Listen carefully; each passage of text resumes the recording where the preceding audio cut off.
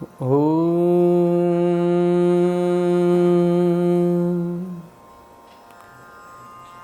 ಗುರುಭ್ಯೋ ನಮಃ. ಹರಿ ಓಂ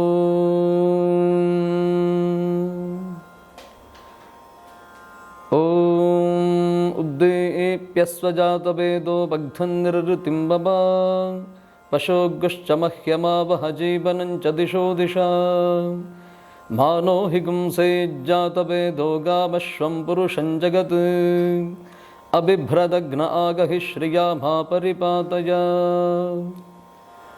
ಯೋಂತಃ ಪ್ರವಿಶ್ಯ ಮಮ ವಾಚಮಿಮಾಂ ಪ್ರಸುಪ್ತಾಂ ಸಂಜೀವಯತ್ಯಖಿಲಶಕ್ತಿಧರಸ್ವಧಾಮ್ನಾ ಅನ್ಯಾಂಶ್ಚ ಹಸ್ತಚರಣಶ್ರವಣತ್ವಗಾದೀನ್ ಪ್ರಾಣಾನ್ನಮೋ ಭಗವತೆ ಪುರುಷಾಯ ತುಭ್ಯಂ. ಪ್ರಾಣಾನ್ನಮೋ ಭಗವತೆ ಪುರುಷಾಯ ತಸ್ಮೈ ನಮೋ ನಮಃ. ಆಚರಣೆಗೆ ಅನೇಕ ವಿಧವಾದಂತಹ ಹಬ್ಬಗಳು ನಮ್ಮ ದೇಶದಲ್ಲಿವೆ. ಹಬ್ಬ ಅನ್ನುವುದೇ ಒಂದು ಹಬ್ಬ. ಯಾಕಂದರೆ ಸಂತೋಷವಾಯಿತು, ಉತ್ಸಾಹ ಹೆಚ್ಚಾಯಿತು ಅಂತ ಹೇಳುವಾಗ ನಾವು ಬಳಕೆ ಮಾಡುವಂತಹ ಒಂದು ಸುಲಭದ ಶಬ್ದವೇ ಹಬ್ಬದ ಹಾಗಾಯಿತು ಅಂತ. ಈಗ ನಾವು ನಾಳೆಯಿಂದ 2 ದಿನಗಳ ನಂತರದಿಂದ ಆಚರಣೆ ಮಾಡಬೇಕಾಗಿರೋದು ದೊಡ್ಡ ಹಬ್ಬ ಅಂತ ನಮ್ಮ ಜನಜನಿತವಾದ ಭಾಷೆಯಲ್ಲಿ ಹೇಳ್ತೇವೆ. ಹಬ್ಬಗಳಲ್ಲಿ ಅತ್ಯಂತ ವಿಶಿಷ್ಟವಾದದ್ದು, ವಿಭಿನ್ನವಾದದ್ದು, ಶ್ರೇಷ್ಠ ಅಂತಲೂ ಹೇಳಬಹುದು. ಹಬ್ಬಗಳಲ್ಲಿ ಎಲ್ಲವೂ ಶ್ರೇಷ್ಠವೇ, ಆದರೆ ದೀಪಾವಳಿ ಅನ್ನೋದು ಇದು ಅತ್ಯಂತ ವಿಶಿಷ್ಟವಾದಂತಹ ಆಚರಣೆಯಿಂದ ಕೂಡಿದೆ. ಹಾಗಾಗಿ ಆತ್ಮೀಯ ಬಂಧುಗಳೇ, ದೀಪಾವಳಿಯ ಕುರಿತಾಗಿ ಕೆಲವು ಚಿಂತನೆಯನ್ನು ಮಾಡೋಣ.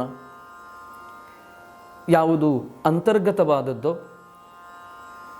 ಯಾವುದು ಆತ್ಮಗತವಾದದ್ದೋ, ಯಾವುದು ಸ್ವಗತವಾದದ್ದೋ ಅದನ್ನು ಪರಹಿತಕ್ಕಾಗಿ ತೆರೆದಿಡುವ ಕಡೆಗೆ ಒಂದೊಂದೇ ಅಡಿ ಇಡ್ತಾ ಸಾಗೋಣ. ಮಂತ್ರಗಳ ಮೂಲಕವಾಗಿ ಧ್ವನಿತವಾದದ್ದನ್ನು ತಾವೆಲ್ಲರೂ ಕೇಳಿದ್ದೀರಿ. ಉದ್ದೀಪ್ಯಸ್ವ, ಹೇ ಜಾತವೇದ, ಹೇ ಅಗ್ನಿಯೇ ಚೆನ್ನಾಗಿ ಪ್ರಕಾಶಮಾನವಾಗಿ ಬೆಳಗು. ನೀನು ಬೆಳಗಿದ್ರೆ ನನ್ನ ಬಾಳು ಬೆಳಕಾಗತ್ತೆ ಅಂತ ಹೇಳಬೇಕಾಗಿದೆ. ಅದೇ ಧ್ವನಿಯನ್ನು ಮುಂದಿನ ಮಂತ್ರ ಅನುಸಂಧಾನ ಮಾಡ್ತಾ ಇದೆ, ಅನುಸರಣೆ ಮಾಡ್ತಾ ಇದೆ. ಮಾನೋ ಹಿಗುಂಸೇ ಜಾತವೇದ ಗಾಂ ಅಶ್ವಂ. ನೋಡಿ, ದೀಪಾವಳಿಗೂ ಈ ಮಂತ್ರಕ್ಕೂ ಒಂದು ಅವಿನಾಭಾವ ಸಂಬಂಧವನ್ನು ನಾವು ಏರ್ಪಡಿಸಿಕೊಳ್ಳಬಹುದು. ಮಾ ನಹ ಹಿಗುಂಸೇಹಿ, ಹಿಂಸೆ ಮಾಡಬೇಡ. ಹಿಂಸಾ ಅನ್ನುವ ಶಬ್ದಕ್ಕೆ ಮಾ ಅನ್ನುವ ನಿಷೇಧಾತ್ಮಕವಾದಂತಹ ಅವ್ಯಯವನ್ನು ಸೇರಿಸಿಕೊಂಡಿದ್ದೇವೆ. ನಮ್ಮ ಪ್ರಾಚೀನ ಮಹರ್ಷಿಗಳು ನಮಗೆ ಅದನ್ನು ಅನುಗ್ರಹ ರೂಪದಲ್ಲಿ ಕೊಟ್ಟಿದ್ದಾರೆ. ಮಾನೋ ಹಿಗುಂಸೇ ಜಾತವೇದೋ ಗಾಮಶ್ವಂ ಪುರುಷಂ ಜಗತ್.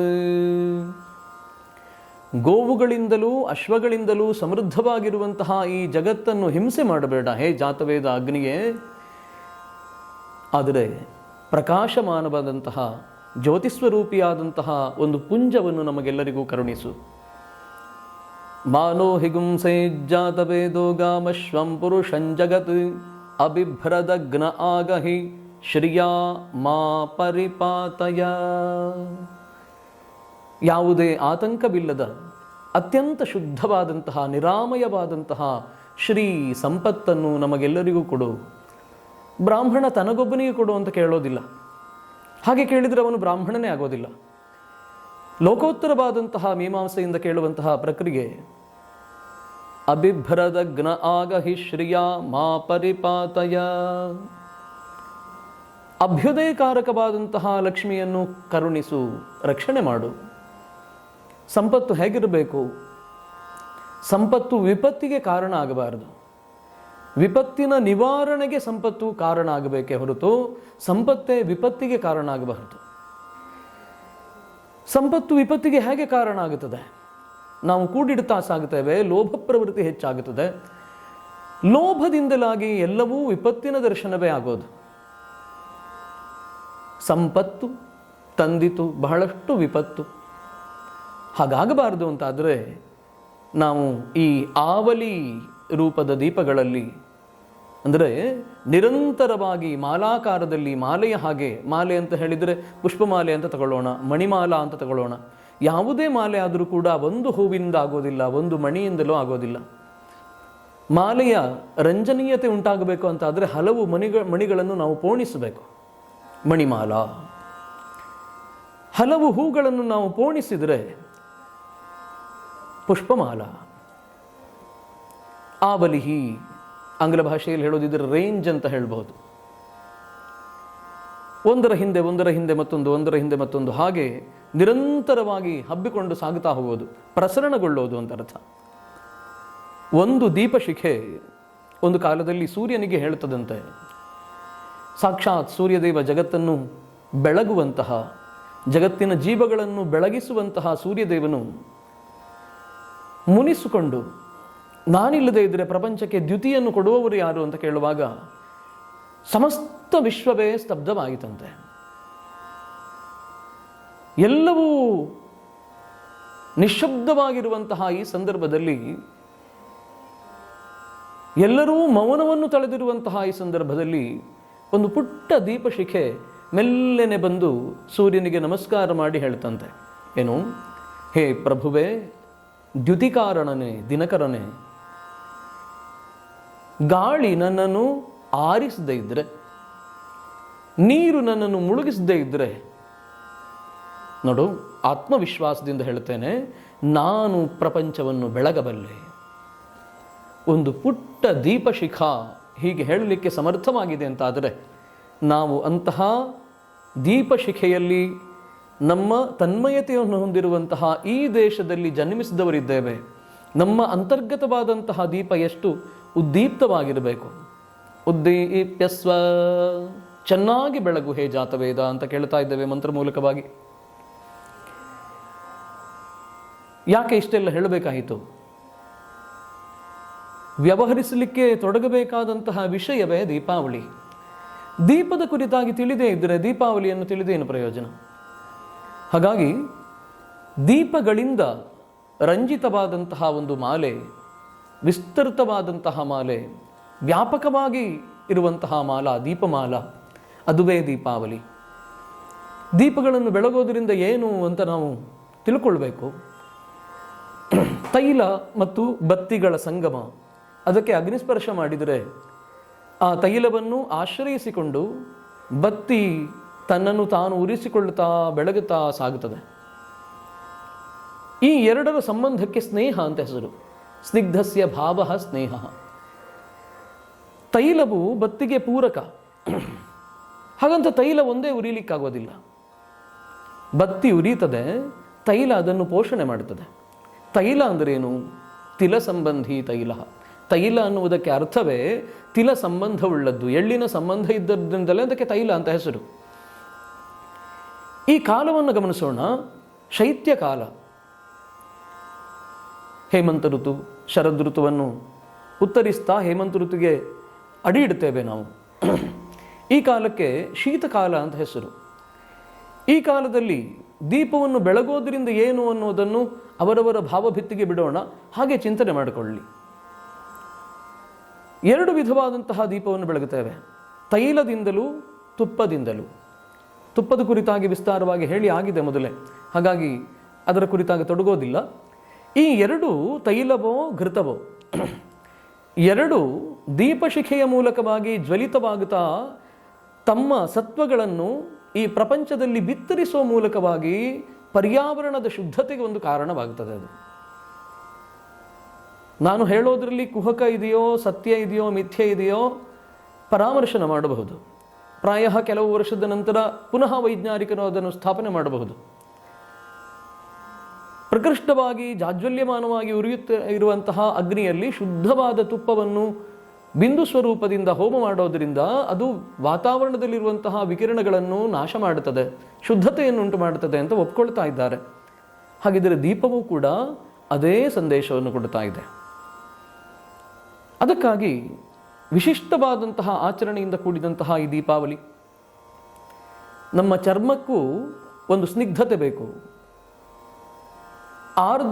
ಆರ್ದ್ರತೆಯಿಂದಿದ್ದರೆ ಚರ್ಮರೋಗ ಬರೋದಿಲ್ಲ. ಶುಷ್ಕವಾದರೆ, ಡ್ರೈ ಆದರೆ ಚರ್ಮರೋಗಗಳ ಬಾಧೆ ಹೆಚ್ಚು.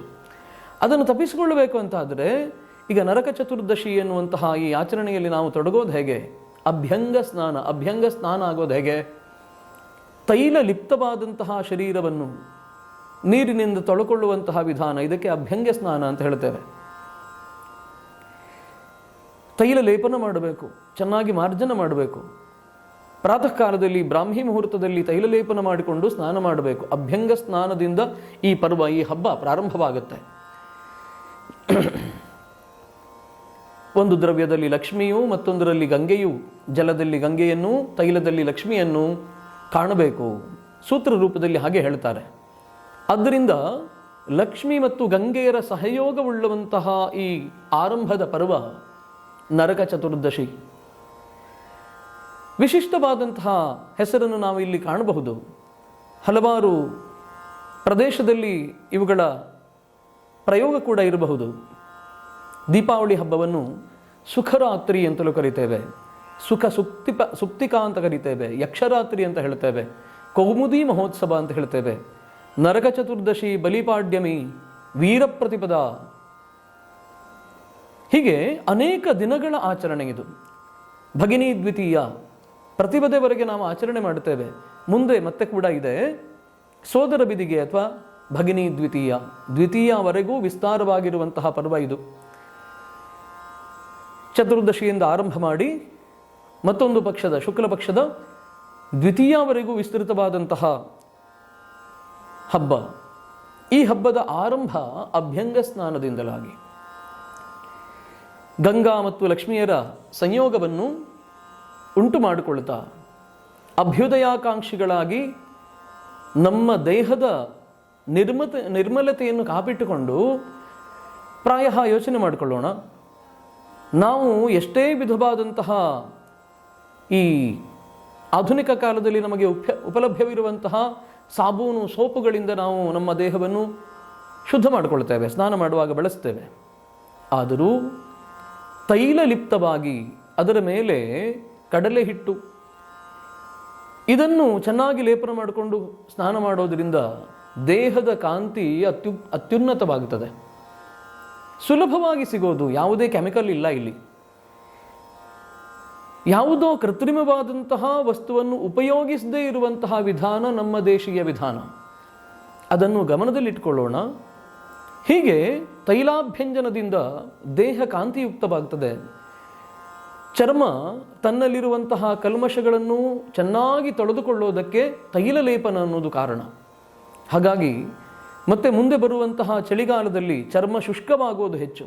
ಅದನ್ನು ತಪ್ಪಿಸಿಕೊಳ್ಳೋದಕ್ಕೋಸ್ಕರ ಇಲ್ಲಿ ಅಭ್ಯಂಗ ಸ್ನಾನವನ್ನು ಹೇಳ್ತೇವೆ. ಅನೇಕ ವಿಧಾನದಲ್ಲಿ ಇದನ್ನು ಅರ್ಥ ಮಾಡಿಕೊಳ್ಳಬಹುದು. ಕೇವಲ ಆಧ್ಯಾತ್ಮಿಕವಾಗಿ ಅಥವಾ ಭಕ್ತಿ ಶ್ರದ್ಧೆಯಿಂದ ಅಂತ ಮಾತ್ರ ಅಲ್ಲ, ಆಧುನಿಕ ವಿಜ್ಞಾನಕ್ಕೆ ಅನೇಕ ವಿಷಯಗಳು ಇಲ್ಲಿ ಸಿಗುತ್ತವೆ. ದೀಪಾವಳಿಯಲ್ಲಿ ಏನು ಮಾಡಬೇಕು ಅಂತ ಕೇಳ್ತಾ ಹೋದರೆ, ನೀರಾಜಯೇಯುರ್ದೇವಾಂಸ್ತು ವಿಪ್ರಾನ್ ಗಾಂಶ್ಚತುರಂಗಮಾನ್ ಜ್ಯೇಷ್ಠಾನ್ ಪೂಜ್ಯಾನ್ ಜಘನ್ಯಾಂಶ್ಚ ಮಾತೃಮುಖ್ಯಾಶ್ಚ ಯೋಷಿತಃ. ನೀರಾಜಯೇಯುಹು, ದೀಪದಿಂದ ಎಲ್ಲವನ್ನೂ ಬೆಳಗಬೇಕು. ಎಲ್ಲ ಸುವಸ್ತುಗಳಿಗೂ ದೀಪ ಬೆಳಗಿ ಅವುಗಳ ಅಭ್ಯುದಯವನ್ನು ಮತ್ತು ಅವುಗಳ ಕೃಪೆಯಿಂದಲಾಗಿ ನಮ್ಮ ಅಭ್ಯುದಯವನ್ನು ನಾವು ಆಕಾಂಕ್ಷೆ ಮಾಡಬೇಕು. ಶ್ರೇಷ್ಠರಾದಂತಹ, ವಿಚಾರವಂತರಾದಂತಹ, ನೀತಿಯುಕ್ತರಾದಂತಹ ದ್ವಿಜರನ್ನು, ಬ್ರಾಹ್ಮಣರನ್ನು, ಗಾಂಶ್ಚ ತುರಂಗಮಾನ್, ಗೋವುಗಳನ್ನು, ಅಶ್ವಗಳನ್ನು, ಜ್ಯೇಷ್ಠಾನ್, ಹಿರಿಯರನ್ನು, ಜಘನ್ಯಾಂ, ಗುರು ಹಿರಿಯರನ್ನು, ಮಾತೃಮುಖ್ಯಾಂಶ್ಚ ಯೋಷಿತಃ, ಸ್ತ್ರೀಯರನ್ನು, ಸ್ತ್ರೀಯರಿಗೆ ಗೌರವ ಕೊಡುವಲ್ಲಿ ಅತ್ಯಗ್ರಗಣ್ಯವಾದಂತಹ ದೇಶ ನಮ್ಮ ದೇಶ. ತಾಯಂದಿರನ್ನು, ಸ್ತ್ರೀಯರನ್ನು ಯೋಷಿತಃ, ಎಲ್ಲರನ್ನೂ ನೀರಾಜನದಿಂದ ಮಂಗಳಾರತಿ ಬೆಳಗುವಾಗ ಯಾವ ಸಂದರ್ಭ ಅಂತ ನಾವು ಗಮನಿಸಿಕೊಳ್ಳೋಣ. ಅದರ ಪೂರ್ವದಲ್ಲಿ ಪೂಜಾ ಕೈಂಕರ್ಯ ಎಲ್ಲ ಮುಗಿದಾದ ಮೇಲೆ ಕೊನೆಯಲ್ಲಿ ಮಂಗಳ ನೀರಾಜನ. ಆ ನೀರಾಜನ ಕಾಲಕ್ಕೆ ಅಭ್ಯುದಯ ಅಪೇಕ್ಷೆಯುಳ್ಳಂತಹ ಯಜಮಾನನು ಮಂತ್ರವತ್ತಾಗಿ ಕೇಳ್ತಾನೆ, ಆಶಾ ಆಸ್ತೆ ಯಜಮಾನೋಸೌ. ಈ ಮಂತ್ರ ಹೇಳುತ್ತೇನು, ಈ ಯಜಮಾನನು ಇವುಗಳನ್ನೆಲ್ಲ ಅಪೇಕ್ಷೆ ಪಡ್ತಾನೆ. ನಮ್ಮ ಆಶೋತ್ತರಗಳನ್ನು ಪಟ್ಟಿ ಮಾಡಿ ಒಪ್ಪಿಸುವಂತಹ ಹೊತ್ತು ಅದು ಯಾವುದು? ನೀರಾಜನ ಎನ್ನುವಂತಹ ಸಂದರ್ಭ. ಪೂಜಾ ಕೈಂಕರ್ಯದಲ್ಲಿ ನೈವೇದ್ಯಾದಿಗಳೂ ಕೂಡ ಪರಿಸಮಾಪ್ತಿ ಆದ ಮೇಲೆ ಮಂಗಳ ನೀರಾಜನ ಅಂತ ಬರ್ತೇವಲ್ಲ ನಾವು. ಆ ಮಂಗಳ ನೀರಾಜನ ದೀಪವನ್ನು ಬೆಳಗುತ್ತಾ ಆ ದಿವ್ಯವಾದಂತಹ ಶಕ್ತಿಯ ಗುಣಗಾನ ಮಾಡುತ್ತಾ ಸಂತೃಪ್ತನಾಗಿರುವಂತಹ ಆ ಶಕ್ತಿಯಲ್ಲಿ ನಾವು ಕೇಳಿಕೊಳ್ಳೋದು ಏನು? ಅಯಂ ಯಜಮಾನಃ ಆಶಾ ಆಸ್ತೆ ಸುಪ್ರಜಾಸ್ತ್ವಮಾಶಾ ಆಸ್ತೆ. ಸತ್ಸಂತಾನವನ್ನು, ಒಳ್ಳೆಯ ಸಂತಾನವನ್ನು ಕೊಡುವಂತ ಇದು ಮೊದಲ ಕಾಮನೆ. ಆಮೇಲೆ ಮುಂದುವರಿತಾ ಸಾಗ್ತೇವೆ ನಾವು. ಆಯುಸ್ಸನ್ನು, ಸಂತಾನವನ್ನು ಕೇಳಿ ಮುಂದುವರಿತಾ ದಿವ್ಯಂಧಾಮಾಶಾಸ್ತೆ, ಹೀಗೆಲ್ಲ ನಮ್ಮ ಆಶೋತ್ತರಗಳನ್ನು ಪಟ್ಟಿ ಮಾಡಿ ಒಪ್ಪಿಸುವಂತಹ ಹೊತ್ತು ಅದು ನೀರಾಜನದ ಸಂದರ್ಭ. ಹಾಗಾಗಿ ನಾವು ಗಮನಿಸಿಕೊಳ್ಳಬೇಕು, ಇಲ್ಲಿ ಶ್ರೇಷ್ಠರಾದಂತಹ ಪ್ರಪಂಚಕ್ಕೆ ಅತ್ಯಂತ ಹಿರಿದಾದ ಕೊಡುಗೆಯನ್ನು ಕೊಡುವಂತಹ ಎಲ್ಲ ವಸ್ತುಗಳನ್ನು, ವ್ಯಕ್ತಿಗಳನ್ನು, ಶಕ್ತಿಗಳನ್ನು ಗೌರವಿಸುವಂತಹ ಸಂದರ್ಭ. ಅದಕ್ಕಾಗಿಯೇ ಹೇಳ್ತಾರೆ, ನೀರಾಜಯೇಯುಹು ದೇವಾಂಶ್ಚ, ದೇವತೆಗಳನ್ನು ನೀರಾಜನ ಮಾಡಿ, ವಿಪ್ರಾನ್, ಯಾರು ಸತ್ವನಿಷ್ಠರು ತತ್ವನಿಷ್ಠರು ಆದ ಬ್ರಾಹ್ಮಣರಿದ್ದಾರೋ ಅವರನ್ನು ನೀರಾಜಯೇಯುಹು, ಗಾಂಶ್ಚ, ಗೋವುಗಳನ್ನು, ಗೋಪೂಜೆ ಇದೆ. ಗೋಪೂಜಾ ಯಾವ ಗೋವನ್ನು ಪೂಜಿಸಬೇಕು ಅನ್ನೋದನ್ನು ಮಾತ್ರ ನಾವು ಅಳೆದು ತಿಳಿದು ನೋಡಬೇಕು. ಯಾವುದು ಗೋವು ಅನ್ನೋದನ್ನು ಲಕ್ಷಣ ಸಹಿತವಾಗಿ ಅವಲೋಕನ ಮಾಡಬೇಕು. ತುರಂಗಮಾನ್, ಅಶ್ವಗಳು ನಮಗೆ ಅತ್ಯಂತ ಸಹಾಯವನ್ನು ಉಂಟು ಮಾಡುವಂತಹ ಜೀವಿಗಳು. ಗೋವುಗಳು ಸಮಸ್ತ ಜೀವಜಾಲಕ್ಕೆ ಉಪಯುಕ್ತವಾದಂತಹ ಪ್ರಾಣಿ. ಹಾಗಾಗಿ ಯಾವುದು ಪ್ರಪಂಚದ ಹಿತಕ್ಕೆ, ಅಭ್ಯುದಯಕ್ಕೆ ಪೂರಕವೋ ಅಂತಹ ಶಕ್ತಿಗಳನ್ನು ಆರಾಧನೆ ಮಾಡಿ ಅಂತ ದೀಪಾವಳಿ ಪರ್ವದ ಸಂದರ್ಭದಲ್ಲಿ ಈ ಯುಕ್ತಿಯನ್ನು ಹೇಳ್ತಾ ಇದ್ದಾರೆ. ಅಮಾವಾಸ್ಯೆ ಲಕ್ಷ್ಮೀ ಪೂಜನ ಎನ್ನುವಂತಹ ವಿಧಾನಕ್ಕೆ ಅತ್ಯಂತ ಪ್ರಸಿದ್ಧವಾದದ್ದು. ಲಕ್ಷ್ಮಿ ಅಂತ ಹೇಳಿದ ತಕ್ಷಣ ನಮ್ಮ ಮೈ ಮನಸ್ಸೆಲ್ಲ ಉದ್ದೀಪ್ತವಾಗುತ್ತದೆ. ಸಂಪತ್ತಿನ ಅಧಿದೇವತೆ ಯಾರಿಗೆ ಬೇಡ? ಆ ಸಂಪತ್ತಿನ ಅಧಿದೇವತೆಯನ್ನು ಆರಾಧನೆ ಮಾಡೋದು ಹೇಗೆ? ಅವಳ ಕೃಪಾಶೀರ್ವಾದದಿಂದ ಏನನ್ನು ಪಡೆಯಬಹುದು ಅನ್ನೋದು ಎಲ್ಲರಿಗೂ ಜನಜನಿತವಾಗಿ ಗೊತ್ತಿದೆ.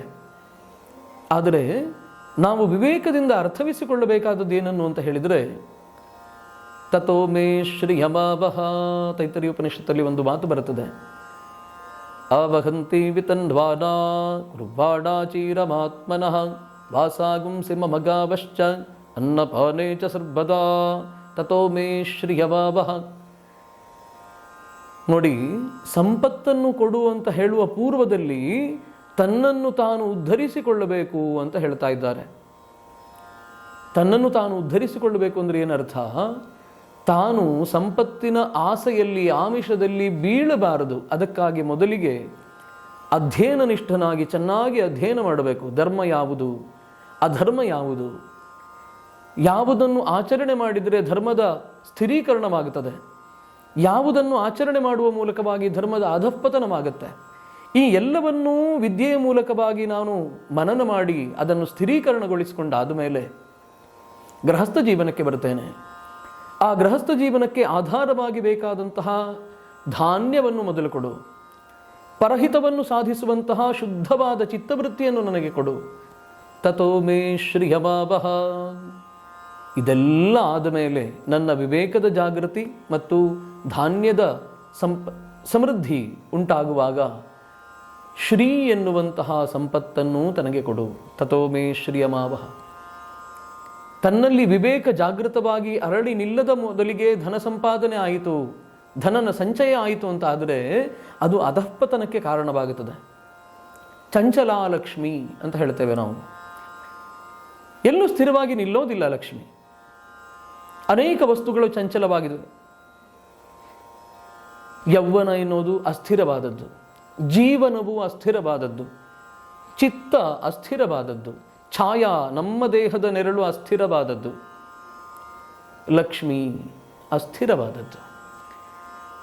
ಲಕ್ಷ್ಮಿಯ ಸ್ಥಿರೀಕರಣ ಅನ್ನೋದಕ್ಕೆ ಸಾಧನ ಏನು ಮತ್ತು ಸಾಧನೆ ಏನು ಅಂತ ಆಲೋಚನೆ ಮಾಡಿದರೆ ಸಂಪತ್ತು ಬಹುವಿಧವಾಗಿ ಇರ್ತದೆ. ಲಕ್ಷ್ಮಿಯ ಆರಾಧನೆಯನ್ನು ನೋಡಿದರೆ ಅದನ್ನು ಬಹುಮುಖವಾಗಿ ನಾವು ಮಾಡುತ್ತೇವೆ. ಧಾನ್ಯದಲ್ಲಿ ಲಕ್ಷ್ಮಿಯನ್ನು ಕಾಣುತ್ತೇವೆ, ಧನದಲ್ಲಿ ಲಕ್ಷ್ಮಿಯನ್ನು ಕಾಣುತ್ತೇವೆ, ನಾಣ್ಯದಲ್ಲಿ ಲಕ್ಷ್ಮಿಯನ್ನು ಕಾಣುತ್ತೇವೆ, ಬಂಗಾರ ಇತ್ಯಾದಿ ರತ್ನಾದಿಗಳಲ್ಲಿ ಲಕ್ಷ್ಮಿಯನ್ನು ಕಾಣುತ್ತೇವೆ. ಯಾವಾತನೂ ಯಾವುದು ತನ್ನ ಜೀವನದ ವೃತ್ತಿ, ಜೀವನದ ಉದ್ಯೋಗ ಅಂತ ಗ್ರಹಿಸ್ತಾನೋ ಅದಕ್ಕೆ ಬೇಕಾದ ಪರಿಕರಣಗಳು, ಉಪಕರಣಗಳಲ್ಲಿ ಲಕ್ಷ್ಮಿಯನ್ನು ಕಾಣುತ್ತಾನೆ. ಅಂದರೆ ಅರ್ಥದ ಮೂಲಕ್ಕೆ ಲಕ್ಷ್ಮಿ ಅಂತ ಹೇಳಬಹುದು. ಹೀಗೆ ಅರ್ಥದ ಮೂಲ ಅಂದರೆ ಸಂಪತ್ತಿನ ಮೂಲ ಎನ್ನುವುದು ಲಕ್ಷ್ಮಿ. ಹಾಗಿದ್ದ ಮೇಲೆ ಈ ಲಕ್ಷ್ಮಿ ಬರುವಾಗಲೂ ಅತ್ಯಂತ ಶುದ್ಧ ಮಾರ್ಗದಲ್ಲಿ ಬರಬೇಕು, ಇನ್ನು ಹೋಗುವಾಗ ಅದಕ್ಕಿಂತಲೂ ಶುದ್ಧವಾದ ಮಾರ್ಗದಲ್ಲಿ ಹೋಗಬೇಕು. ಇದರ ಯುಕ್ತಾಯುಕ್ತ ವಿವೇಕ ನಮ್ಮ ಆಂತರ್ಯದಲ್ಲಿ ಸ್ಫುರಣೆ ಆಯಿತು ಅಂತಾದರೆ ನಾವು ಒಂದು ಬಿಡಿಕಾಸನ್ನು ಸಂಪಾದನೆ ಮಾಡಿದರೂ ಅದನ್ನು ಅತ್ಯಂತ ಜಾಗ್ರತೆಯಿಂದ, ಅತ್ಯಂತ ಶುದ್ಧತೆಯಿಂದ ವಿನಿಯೋಗ ಮಾಡುತ್ತೇವೆ. ವಿನಿಯೋಗ ಧರ್ಮ ಗೊತ್ತಾಗುವ ಮೊದಲಿಗೆ ಸಂಪತ್ತು ಬರಬಾರದು ಅನ್ನೋದು ಮಂತ್ರದ ಆಶಯ. ತಥೋ ಮೇ ಶ್ರಿಯಮಾವಹ ಲೋಮಶಾಂ ಪಶುಭಿಃ ಸಹ. ಹೀಗೆ ಮುಕ್ತಾಯವಾಗುತ್ತೆ ಉಪನಿಷತ್ತಿನ ವಾಣಿ. ಭಾರತೀಯ ಪರಂಪರೆ ಉತ್ಕೃಷ್ಟವಾಗಿ ಘೋಷ ಮಾಡ್ತಾ ಇರೋದೇನನ್ನು ಅಂತ ಕೇಳಿದರೆ, ಎಲ್ಲವನ್ನೂ ಅದು ವಸ್ತು ಇರಲಿ, ವ್ಯಕ್ತಿ ಇರಲಿ, ಸಜೀವವಾಗಲಿ, ಸಚೇತನವಾಗಲಿ, ಅಚೇತನವಾಗಲಿ, ಯಾವುದೇ ಆದರೂ ಕೂಡ ಸಾಂದರ್ಭಿಕವಾಗಿ ಅವುಗಳನ್ನು ಗೌರವಿಸುವಂತಹ ಮನೋವೃತ್ತಿ ಭಾರತೀಯ ಪರಂಪರೆಯಲ್ಲಿ ಜನಜನಿತವಾದದ್ದು. ನಮ್ಮ ರಕ್ತದ ಕಣಕಣಗಳಲ್ಲಿಯೂ ಇದು ಮುದ್ರಿತವಾಗಿದೆ. ಆದರೆ ಈಗ ನಿದ್ರಿತವಾಗಿದೆ. ಈ ನಿದ್ರೆಯನ್ನು ಬಿಡಿಸಬೇಕು ಅಂತಾದರೆ ಸ್ವಲ್ಪ ಈ ಸಾಧನಗಳನ್ನು ಕಿವಿಗಿಟ್ಕೊಂಡು ಅಲ್ಲಿ ಬರುವಂತಹ ಧ್ವನಿಯನ್ನು ಆಲಿಸಿ, ಆ ಧ್ವನಿಯ ಜೊತೆಗೆ ನಮ್ಮ ಚಿತ್ತವನ್ನು ಸೇರಿಸಿ, ಆಮೇಲೆ ಈ ಇಂದ್ರಿಯಗಳ ಮೂಲಕ ಸ್ವಲ್ಪ ಪ್ರವೃತ್ತಿಯನ್ನು ತೋರಿಸಿದರೆ ಕರ್ಮ ಸಾಕ್ಷಾತ್ಕಾರವಾಗುತ್ತೆ. ಹಾಗಾಗಿ ಎಲ್ಲರಲ್ಲಿಯೂ ಒಂದು ವಿನಮ್ರ ಮಾತು, ವಿನಮ್ರವಾದ ನಿವೇದನೆ. ಸಂಪತ್ತು ಎಷ್ಟು ಬರಬೇಕು ಅಂತ ನಾವು ನಿರ್ಣಯ ಮಾಡಲಿಕ್ಕಾಗೋದಿಲ್ಲ. ಪ್ರಾಯ ಒಂದು ಕಾಲಕ್ಕೆ ನನಗೆ ಇಷ್ಟು ಸಂಪತ್ತು ಸಾಕು ತನ್ನ ಜೀವನ ಪೂರ್ಣತೆಗಾಗಿ ಅಂತ ಭಾವಿಸಿದರೆ ಆ ಸಂಪತ್ತು ನಮ್ಮನ್ನು ಸೇರುವ ಹೊತ್ತಿಗೆ ಅದರ ದ್ವಿಗುಣ, ತ್ರಿಗುಣ ಅಥವಾ ಎಷ್ಟು ಗುಣವೋ ಗೊತ್ತಿಲ್ಲ, ಅಷ್ಟನ್ನು ದಾಟಿದ ವಿಚಾರಗಳು ನಮ್ಮ ಮನಸ್ಸನ್ನು ಪ್ರವೇಶ ಮಾಡಿಬಿಡ್ತವೆ. ಈ ಲಕ್ಷ್ಮಿಯ ಆರಾಧನೆಯಲ್ಲಿ ನಾವು ಅದನ್ನು ನಿಯಂತ್ರಿಸೋಣ. ನಾವು ಎಷ್ಟೇ ಸಂಪಾದನೆ ಮಾಡಿದರೂ ಕೂಡ, ನನ್ನ ಗುರುಗಳು ಒಂದು ಮಾತು ಹೇಳಿದ ನೆನಪಾಗುತ್ತದೆ ನನಗೆ. ಒಂದು ಪಾತ್ರವಾಗಿ ಹೇಳ್ತಾ ಕೃಷ್ಣನ ಪಾತ್ರ ಮಾಡಿದಾಗ ದುರ್ಯೋಧನನಿಗೆ ಹೇಳೋದು ಮಾತು, ನೀನು ಎಷ್ಟೇ ಶ್ರೀಮಂತನಾಗಿರು, ಎಷ್ಟೇ ಸಂಪನ್ನನಾಗಿರು, ಎಷ್ಟೇ ಸಂಪತ್ತಿನ ಅಧಿಕಾರಿ ನೀನಾಗಿರು, ಆದರೆ ನಿನ್ನ ತಂದೆ ಮೃತಿಗೊಂಡಾಗ ಅವನಿಗೆ ಪಿಂಡ ಪ್ರದಾನ ಮಾಡಬೇಕಲ್ಲ. ಈಗ ನಾನು ಅತ್ಯಂತ ಧನಿಕ, ಆಢ್ಯನಿದ್ದೇನೆ ಅಂತ ಪಿಂಡಗಳ ಸಂಖ್ಯೆ ಹೆಚ್ಚು ಮಾಡಲಿಕ್ಕಾಗುತ್ತದೇನು? 3 ಪಿಂಡ ಕೊಡಬೇಕಾದದ್ದು, 100 ಕೊಡಲಿಕ್ಕಾಗೋದಿಲ್ಲ. 100 ಜನ ಮಕ್ಕಳಿದ್ದರೆ 300 ಪಿಂಡ ಕೊಡಲಿಕ್ಕಾಗೋದಿಲ್ಲ, 3 ಪಿಂಡ ಕೊಡಬೇಕಾದದ್ದು. ಹಾಗೆ ನಾವು ಎಷ್ಟೇ ಸಂಪಾದನೆ ಮಾಡಿದರೂ ಕೂಡ ಸಂಪಾದನೆಯ ಪ್ರಮಾಣದಲ್ಲಿ ಊಟ ಮಾಡಲಿಕ್ಕಾಗೋದಿಲ್ಲ, ಸಂಪಾದನೆಯ ಪ್ರಮಾಣದಲ್ಲಿ ಉಪಭೋಗ ಮಾಡಲಿಕ್ಕಾಗೋದಿಲ್ಲ. ಹಾಗಾಗಿ ಸಂಪಾದನೆ ಎಷ್ಟಿರಬೇಕು, ಉಪಭೋಗ ಎಷ್ಟಿದೆಯೋ ಅಷ್ಟು ಇದ್ದರೆ ಸಾಕು. ಉಪಭೋಗಕ್ಕಿಷ್ಟು. ಹಾಗಾಗಿ ಒಂದು ಸಾತ್ವಿಕವಾದಂತಹ ನಿಬಂಧನೆ ಇತ್ತು ನಮ್ಮ ಹಿಂದಿನ ಕಾಲದಲ್ಲಿ. ಭಾರತೀಯರೆಲ್ಲ ಒಂದು ನಿಬಂಧನೆಗೆ ಒಳಪಟ್ಟಿದ್ದರು. ಏನು? ಎಷ್ಟು ಸಂಪಾದನೆ ಮಾಡುತ್ತೇನೋ ಅದರಲ್ಲಿ ಒಂದು ಭಾಗವನ್ನು ದಾನಕ್ಕಾಗಿ ವಿನಿಯೋಗ ಮಾಡಬೇಕು, ಒಂದು ಭಾಗವನ್ನು ಕಂದಾಯ ಕಟ್ಟುವುದಕ್ಕೋಸ್ಕರ, ನಮ್ಮನ್ನು ರಕ್ಷಣೆ ಮಾಡುವಂತಹ ರಾಜನ ಪೋಷಣೆಗಾಗಿ, ಮತ್ತೊಂದು ಭಾಗವನ್ನು ಪರಹಿತಕ್ಕಾಗಿ ವಿನಿಯೋಗ ಮಾಡಬೇಕು. ಹಾಗಾಗಿ ಪಂಚಯಜ್ಞಗಳಲ್ಲಿ ನಾವು ಆಸಕ್ತರಾಗಿದ್ದೆವು. ಬ್ರಹ್ಮಯಜ್ಞವೋ, ದೇವಯಜ್ಞವೋ, ಮನುಷ್ಯಯಜ್ಞವೋ, ಭೂತಯಜ್ಞವೋ, ಪಿತೃಯಜ್ಞವೋ, ಹೀಗೆ 5 ಯಜ್ಞಗಳಲ್ಲಿ ನೈರಂತರ್ಯವಾದಂತಹ ಪ್ರಕ್ರಿಯೆ ಜಾಗೃತಿಯಲ್ಲಿರುವ ಹೊತ್ತಿಗೆ ನಾವು ಸಂಗ್ರಹಿಸಿದಂತಹ ಸಂಪತ್ತಿನ ಸದ್ವಿನಿಯೋಗ ಆಗುತ್ತಾ ಇತ್ತು. ಲಕ್ಷ್ಮಿಯ ಆರಾಧನೆ ಸಂಪತ್ತಿನ ಸಂಗ್ರಹಕ್ಕಾಗಿ ಅಲ್ಲ, ಸಂಪತ್ತಿನ ವಿನಿಯೋಗಕ್ಕಾಗಿ ಅನ್ನೋದನ್ನು ಮರಿಬಾರದು. ಹಾಗೆ ಲಕ್ಷ್ಮಿಯನ್ನು ಆರಾಧಿಸೋದ್ರಿಂದ ಏನು ಸಾಧ್ಯತೆ ಇದೆ, ನಾನೇನು ಹೇಳಬೇಕಾಗಿಲ್ಲ, ಎಲ್ಲರಿಗೂ ಪ್ರತ್ಯಕ್ಷ ಪರೋಕ್ಷವಾಗಿ ಗೊತ್ತಿರುವಂತಹ ವಿಚಾರ. ಯಾಕಂದರೆ ಆಧುನಿಕ ಕಾಲದಲ್ಲಿ, ಅದರಲ್ಲಿ ವಿಶೇಷವಾಗಿ ಕಲಿಯುಗದಲ್ಲಿ, ಈ ಕಾಲದಲ್ಲಿ, ವರ್ತಮಾನ ಕಾಲದಲ್ಲಿ ಯೋಚನೆ ಮಾಡಿದರೆ ಲಕ್ಷ್ಮಿ ಇಲ್ಲದೆ ಬದುಕಿಲ್ಲ ಅಂತ ಎಲ್ಲರೂ ಒಪ್ಪಿಕೊಂಡು ಬಿಟ್ಟಿದ್ದಾರೆ. ಆದರೆ ವಿವೇಕ ಒಂದು ಕಡೆ ಕಡಿಮೆ ಆಗಿದೆ. ಏನು, ಯಾವುದು ನಿಜವಾದ ಲಕ್ಷ್ಮಿ, ಆ ಲಕ್ಷ್ಮಿಯ ಸ್ಥಿರತೆ ಹೇಗೆ, ಅಥವಾ ಲಕ್ಷ್ಮಿಯ ಗಮನ ನಿರ್ಗಮನಗಳು ಹೇಗಿರಬೇಕು ಅನ್ನುವ ವಿವೇಕವನ್ನು ನಾವು ಕಳ್ಕೊಳ್ತಾ ಇದ್ದೇವೆ ಅಷ್ಟೇ. ದೀಪ ಹಚ್ಚೋದಿದೆಯಲ್ಲ, ತ್ರಯೋದಶಿಯಿಂದಲೇ ದೀಪ ಹಚ್ಚೋದನ್ನು ಪ್ರಾರಂಭ ಮಾಡ್ತೇವೆ. ಯಮನು ಜಾಗೃತನಾಗುತ್ತಾನೆ ಈ ಕಾಲದಲ್ಲಿ ಅಂತ ನಾವು ತಿಳಿಯಲ್ಪಡ್ತೇವೆ. ಹಾಗಾಗಿ ಮೃತ್ಯುವಿನ ನಿವೃತ್ತಿಗಾಗಿ ದೀಪ ಬೆಳಗುತ್ತಾ ಅನೇಕ ವಿಧವಾದಂತಹ ನಾಮದಿಂದ ಯಮನನ್ನು ಸ್ತುತಿ ಮಾಡುತ್ತಾ ಮನೆಯ ಹೊರಬಾಗಿಲಿನಲ್ಲಿ ದೀಪವನ್ನು ಇಡಬೇಕು. ಆ ಪ್ರಜ್ವಲಿತವಾದಂತಹ ದೀಪಶಿಖೆಯಿಂದ ತೃಪ್ತನಾದಂತಹ ಯಮ ಅಪಮೃತ್ಯುವನ್ನು ತಪ್ಪಿಸ್ತಾನೆ ಅಂತ ಅರ್ಥ. ಕಾರ್ತೀಕ ಮಾಸದ ಪೂರ್ಣ ಮಾಸ ಪರ್ಯಂತ, ಒಂದು ತಿಂಗಳು ಪೂರ್ತಿ ನಾವು ಈ ದೀಪಾರಾಧನೆ ಮಾಡುತ್ತೇವೆ. ಮನೆಯ ಒಳಗೂ ಹೊರಗೂ ದೀಪವನ್ನು ಬೆಳಗಿಸಿಡುತ್ತೇವೆ. ಇದರ ಉದ್ದೇಶ ಹೀಗೆ, ಯಾವನು ಸೂರ್ಯಪುತ್ರನಾದಂತಹ ಯಮ ನಮಗೆ ಅಪಮೃತ್ಯು ಬಾಧೆಯನ್ನು ಉಂಟು ಮಾಡಬಹುದೋ ಅದನ್ನು ಸರಿ ಮಾಡಿಕೊಳ್ಳೋದಕ್ಕೋಸ್ಕರ, ಯಮನ ಅನುಗ್ರಹವನ್ನು ಪಡ್ಕೊಳ್ಳೋದಕ್ಕೋಸ್ಕರ ಮೃತ್ಯುನ ಪಾಶದಂಡಾಭ್ಯಾಂ ಕಾಲೇನ ಶ್ಯಾಮಯಾ ಸಹ ತ್ರಯೋದಶ್ಯಾಂ ದೀಪದಾನಾತ್ ಸೂರ್ಯಜ ಪ್ರೀಯತಾಂ ಮಮ. ಸ್ಕಂದಪುರಾಣ ಮತ್ತು ಪದ್ಮಪುರಾಣದ ಮಾತು ಇದು. ಮೃತ್ಯುದಂಡದಿಂದಲೂ ಪಾಶದಿಂದಲೂ ಕಾಲಪುರುಷನಿಂದಲೂ ಶ್ಯಾಮಾದೇವಿಯಿಂದಲೂ ಕೂಡಿದಂತಹ ಯಮ ಈ ತ್ರಯೋದಶಿಯ ದೀಪದಾನದಿಂದ, ದೀಪ ಪ್ರಜ್ವಲನೆಯಿಂದ ಸಂತೃಪ್ತನಾಗಲಿ, ನಮಗೆ ಅಪಮೃತ್ಯುವನ್ನು ನಿವೃತ್ತಿಯಾಗಿ ಆಶೀರ್ವಾದ ಮಾಡಲಿ, ಹೀಗೆ ಕೇಳ್ಕೊಳ್ತೇವೆ. ಚತುರ್ದಶ್ಯಾಂ ಇನೋದಯೇ, ಚತುರ್ದಶಿಯ ಇನೋದಯ, ಸೂರ್ಯೋದಯಕ್ಕೆ ಯಾವ ಕಾಲ ಸನ್ನಿಹಿತವಾಗುತ್ತದೋ ಅಲ್ಲಿಯವರೆಗೂ ಪ್ರಜ್ವಲಿತವಾದಂತಹ ದೀಪಶಿಖೆ ಇರಲಿ ಅನ್ನೋದು ಪ್ರಾರ್ಥನೆ ಮಾಡಬೇಕಾದಂತಹ ಅಂಶ. ಹಾಗೆ ಮುಂದುವರಿದು ನಾವು ಗೋಪೂಜೆಗೆ ಸಿದ್ಧರಾಗ್ತೇವೆ. ಬಲೀಂದ್ರನ ಪೂಜೆ ಮಾಡೋದು ಅಂತ ಒಂದು ಸಂಪ್ರದಾಯ ಇದೆ. ಯಾವ ಬಲಿಚಕ್ರವರ್ತಿ ಇಂದ್ರ ಪದವಿಯನ್ನು ಏರಿದ ಕಾರಣದಿಂದ ಅವನನ್ನು ಬಲೀಂದ್ರ ಅಂತ ಕರೀತೇವೆ. ಬಲಿ ಇಂದ್ರ, ಬಲೀಂದ್ರ ಸವರ್ಣ ದೀರ್ಘ ಸಂಧಿ ಆಗಿದೆ ಶಬ್ದರೂಪದಲ್ಲಿ. ಹಾಗೆ ಅವನು ಅನೇಕ ಯಾಗವನ್ನು ಮಾಡಿ ಅದರ ಫಲರೂಪವಾಗಿ ಇಂದ್ರ ಪದವಿಯನ್ನು ಏರುತ್ತಾನೆ. ಇಂದ್ರ ಅನ್ನೋದು ಒಂದು ಪದವಿ, ಇಂದ್ರ ಅನ್ನೋದು ಹೆಸರಲ್ಲ, ಪದವಿಯ ಹೆಸರು ಇಂದ್ರ. ಆ ಇಂದ್ರನಿಗೆ ಬೇರೆ ಬೇರೆ ಹೆಸರಿದೆ. ಪ್ರಸ್ತುತ ಈ ಕಾಲದಲ್ಲಿ ನಮ್ಮನ್ನು ಆಳುವಂತಹ ಇಂದ್ರನಿಗೆ ಪುರಂದರ ನಾಮಕ ಇಂದ್ರ ಅಂತ ಹೆಸರು. ಹಾಗೆ ಬಲಿಯು ಇಂದ್ರನಾಗಿರುತ್ತಾ ದೇವತೆಗಳು ಶಕ್ತಿಹೀನರಾಗುತ್ತಾರೆ. ದೇವತೆಗಳು ಶಕ್ತಿಹೀನರಾದರೆ ಏನು ಅಪಾಯ ಏನು? ನಾವು ಅನೇಕ ವಿಧವಾದಂತಹ ಚಿಂತನೆಯನ್ನು ಮಾಡುತ್ತೇವೆ ಈ ಕಾಲದಲ್ಲಿ. ಯಾರು ರಾಜನಾದರೇನು ಅಂತ ಒಂದು ಪ್ರಶ್ನೆ ಬಂದು ಬಿಡುತ್ತದೆ ನಮಗೆ. ನಾವು ಎಲ್ಲವನ್ನೂ ಒಪ್ಕೊಳ್ಳಿಕ್ಕೆ ಸಿದ್ಧರಿದ್ದೇವೆ. ಇವನಾಳಿದ್ರೇನು, ಅವನಾಳಿದ್ರೇನು, ಎಲ್ಲದೂ ಒಂದೇ, ವ್ಯತ್ಯಾಸ ಏನಾಗೋದಿಲ್ಲ ಅಂತ. ವ್ಯತ್ಯಾಸ ಆಗತ್ತೆ. ಗಮನಿಸ್ಕೊಳ್ಳಿ, ನಾವು ದೇವತೆಗಳನ್ನೇ ಆರಾಧನೆ ಮಾಡಬೇಕು ಯಾಕೆ ಅನ್ನೋದನ್ನು ಒಂದು ಚಿಂತನಾತ್ಮಕ ಉದಾಹರಣೆಯಿಂದ ಹೇಳಲಿಕ್ಕೆ ಬಯಸ್ತೇನೆ.